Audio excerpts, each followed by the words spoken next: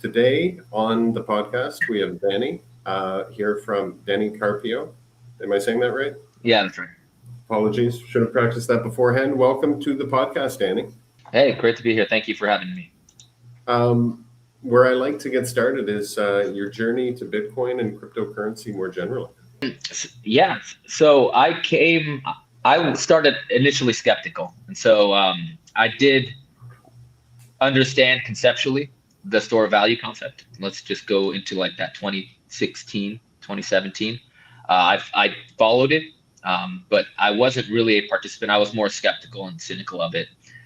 I was more into like traditional investments, so cloud investments, equities. What really attracted What was the skepticism? I think there was an ignorance that I thought was intelligence, sort of, right? And so in hindsight, it really was that I was ignorant, but I thought I was being smart about my assessment of what was going on. And so that's just the cycle of learning. And so I was just wrong about what it was and unwilling to explore it.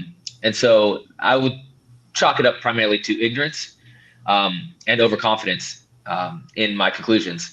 But fortunately, I didn't stay wrong. And so I did jump in more deeply without skepticism into the broader blockchain as infrastructure and a digital ownership primitive layer on top of the public internet, full-heartedly because of Chainlink. So Chainlink is an Oracle, a decentralized Oracle network that it's primarily works with Ethereum.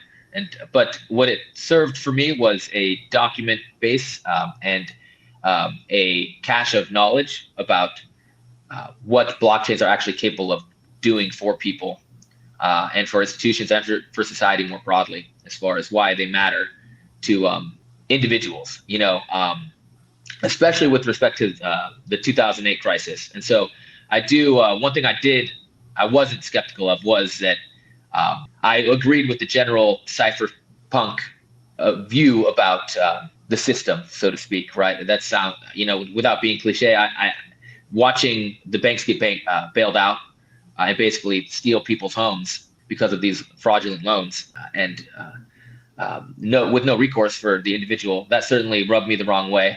And so I have always been aligned with that ethos and infrastructure that democratizes access to information and capability to create value and capture it without being extracted from through systemic structures that are in place for other people. And so the Chainlink just opened my eyes to this could be part of that. And so I jumped in and I learned everything I could about smart contracts, self-sovereignty, how it works.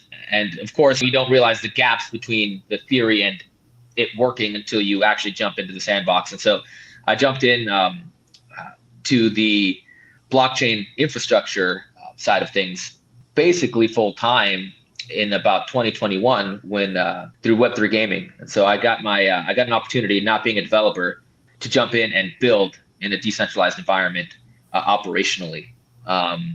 Because I did watch DeFi and the DAOs and I followed those. I had an emphasis of constitutional law and structure research, academic background.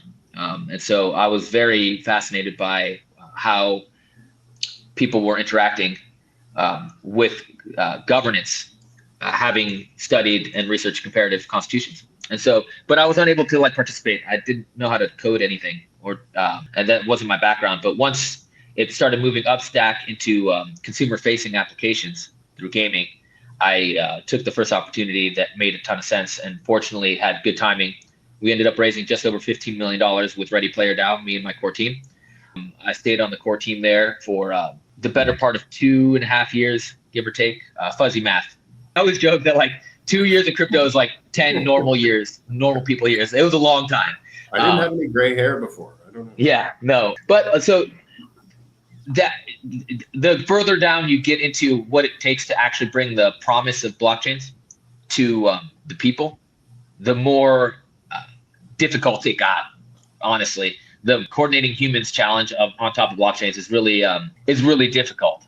That's the reality of it. I ended up, in order to be able to function at all operationally, I had to spin up a separate sort of consulting network of networks that takes the principles of incentive structures, but loosely applies into how a highly curated group of highly competent professionals wants to work. And we emphasize what maximizing return on time and positive sum interactions with each other. And so I think 3 was born out of necessity to aggregate talent that could actually operate very efficiently, that is also crypto native.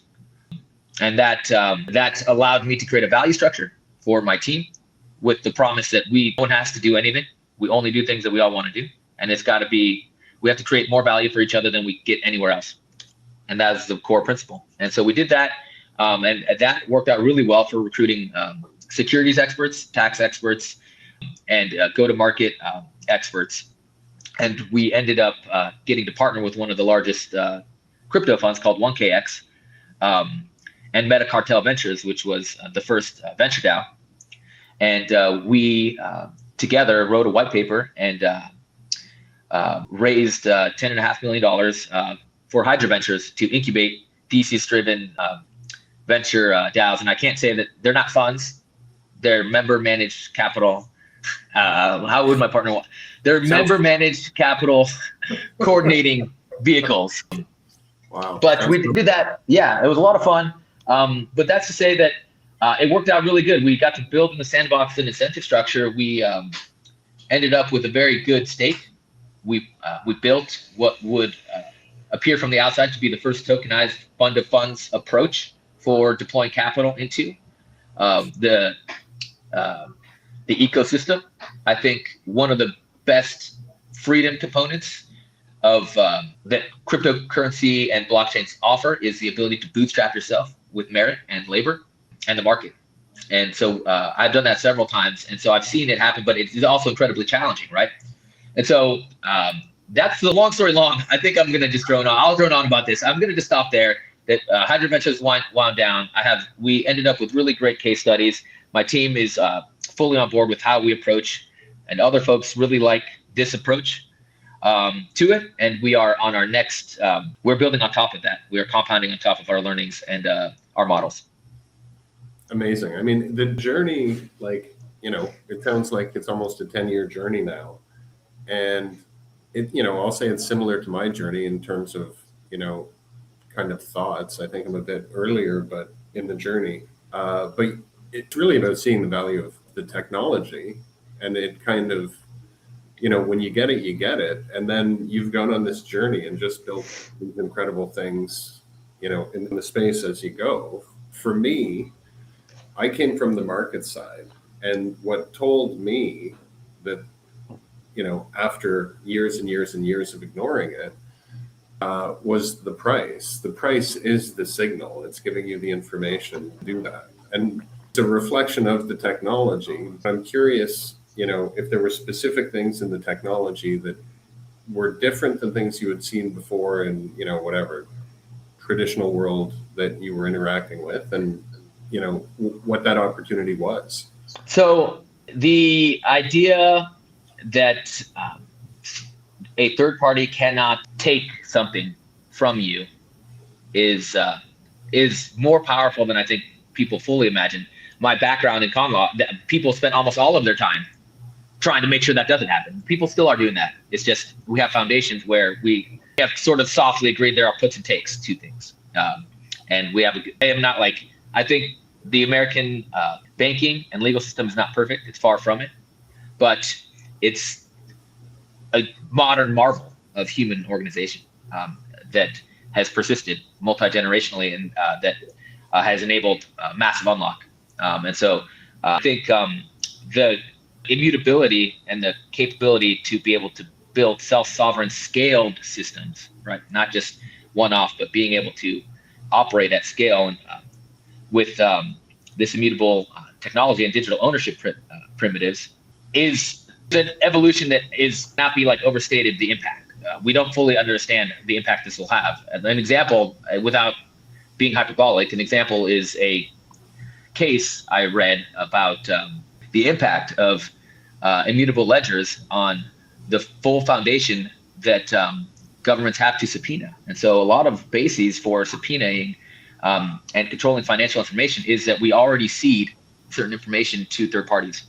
And so that we inherently already give up certain privacy rights. Now, there's long and short of it, and this is not something I'm writing a research paper. I don't want to be quoted on it. That's just a theme to explain what I'm saying, is that what happens when that goes away.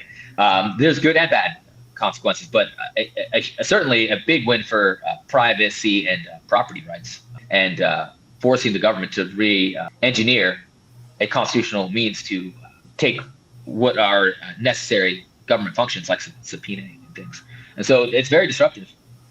Yeah, I'm Canadian. And for me, the trucker protest, when the government of Canada just started seizing bank accounts, that was kind of a wake-up call for this, key feature of Bitcoin, where it's self-sovereign. And, you kind of understand what that means on an individual level, where I can keep my own stuff. But when society and institutions start interacting in that world, kind of what... In which world? In our world?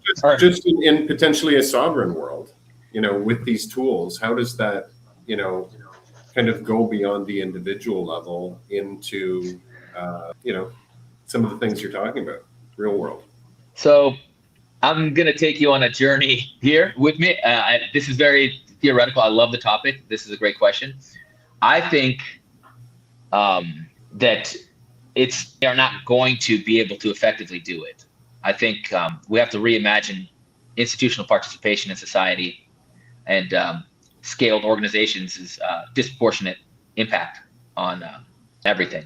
And the reason I say that is because, the AI acceleration and the collapse of the cost curve, which is letting anyone build a scaled competitor to any institution right away. Information cost curve down, everything's down. Anyone can basically do what most institutions have built moats around. Absent, of course, big logistics and things. Those things are still very defensible and probably will be for the most part. But people like Shopify have disrupted those in certain areas. But for the most part, I think that individuals are able to spin up agile, enterprise, scalable products, services, and technology much faster, and they can build, ship and kill, or scale faster. And I think that the dominant way of scaling will be small, agile, networked individuals. Like I call it the composable operator. And so I think we're moving into a new paradigm where those institutions will die and be reborn through networked infrastructures that scales to replace their functions. They served necessary functions, which is why they won. But the optimizations they had because of their scale, it's not even that they're not optimal.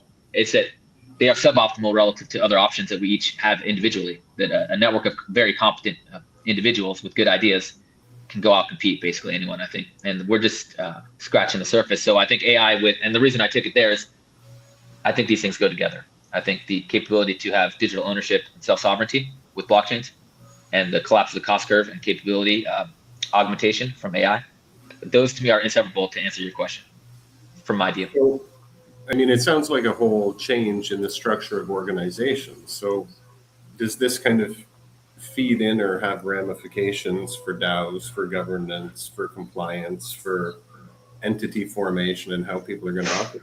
So this is unpopular, but like anyone who has ever been in the DAO, they're like horrible to work in. They are just a functional mess. With it's almost like people have forgotten that we learned all of these things already, and that we optimized because that doesn't work effectively.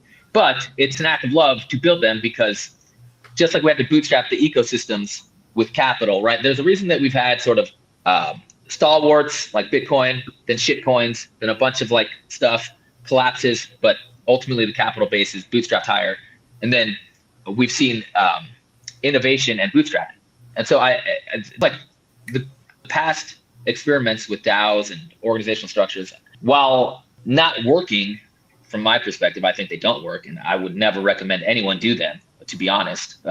In currently constructed, maybe someday, but the value was not that, is that they were not failures, is that they had to bootstrap these concepts, and people had to throw their hats in the ring to try to do things. And so it's been a beautiful experience. I've really enjoyed it, but it's got to look totally different than whatever DAOs were, whatever people thought they were. Organizing that we have seen, aside from protocol governance, I suppose, where it is really just fully code native. Anything that requires human operational components, we haven't solved that at all. There's a lot of problems to solve. Yes. I mean, I guess it's the evolution, like everything continues to go. So, in running my business, I feel like it's a stool and you're, dealing with, compliance one day, tech, or, hour to hour tech. Yeah. And so for you, what are the challenges you see? Like, what are the challenges you run into on a daily basis? And I'll give you this question, but I'll also say, like, half the guests on this podcast, when we're building in the Bitcoin or crypto space, it's often regulatory challenges.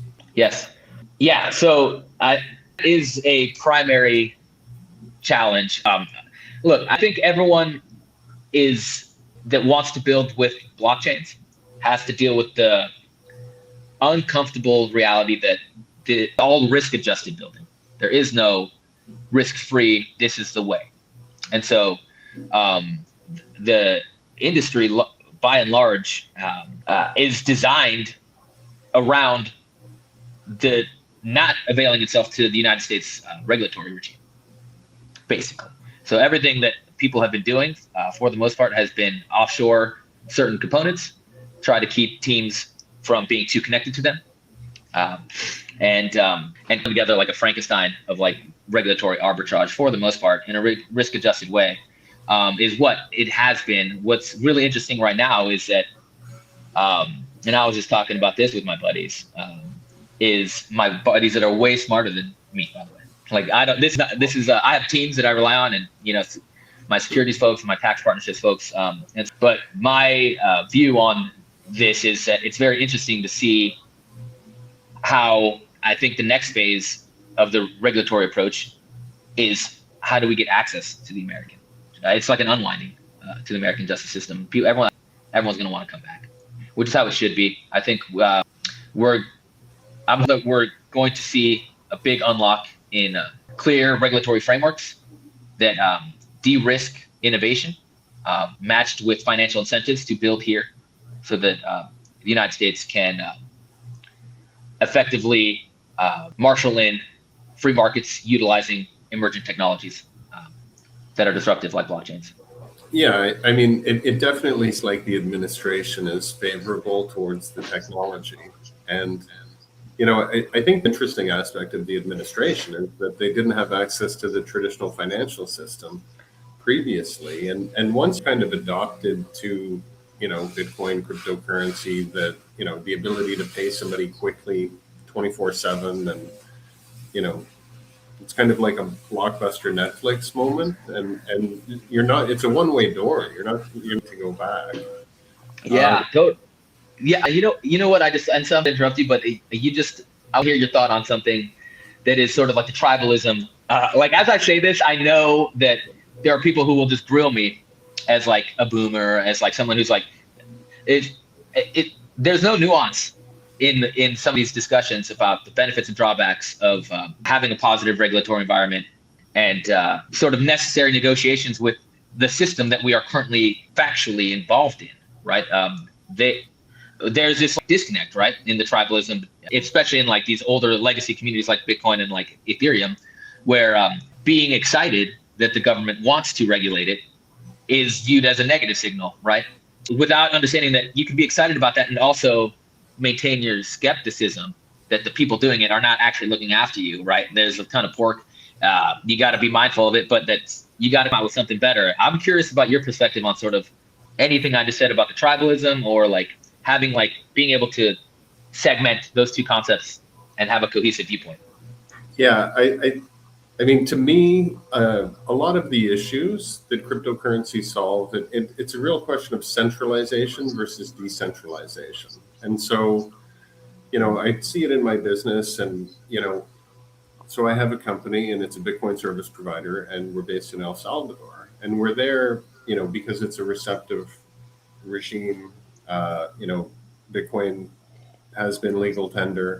They're promoting building in the space. And, But before I get to El Salvador, I'll just talk a bit about, we have an app. It's available in the App Store and Google Play, but sometimes, there's questions about the app and whether it's an exchange or a wallet or what exactly is going on. We're going to suspend it. So the regulator isn't even, the regulator is Google and Apple as far as, de facto power goes. And then, in terms of smaller countries are waiting for some leadership from the United States in terms of what we can apply to the rest of the world. I don't think smaller countries are going to go out and lead in terms of regulation. But then, as somebody who is in Central America, has a company in El Salvador, you realize, I left Canada because they were freezing bank accounts, and then you're kind of beholden to the same power structure. And you believe in the power structure and that it's headed in the right direction, but it's still it's centralization, even from El Salvador. And I love El Salvador, right? But I'm kind of cautious about the whole framework because I see it as more of a technology that is there to benefit everybody in the world without borders. And to me, that's just kind of really obvious that here we have the capability to do something to benefit everybody. It may not benefit the government. Yeah, no, 100%.